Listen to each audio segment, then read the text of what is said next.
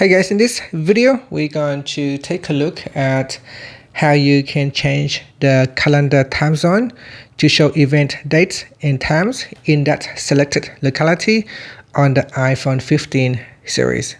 First, let's go back to the home screen by swiping up at the bottom of the screen. From the home screen, tap on Settings.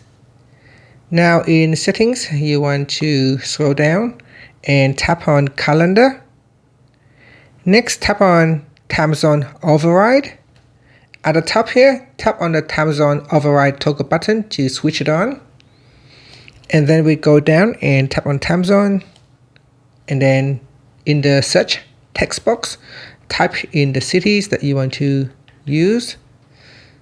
And then tap on the back key. And that's it. So now we have changed the time zone for your calendar. If you open up your calendar, you will notice all the events will be different. It will display all the events based on that time zone that you have selected.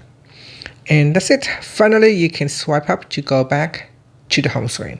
Thank you for watching this video. Please like and subscribe to my channel for more videos.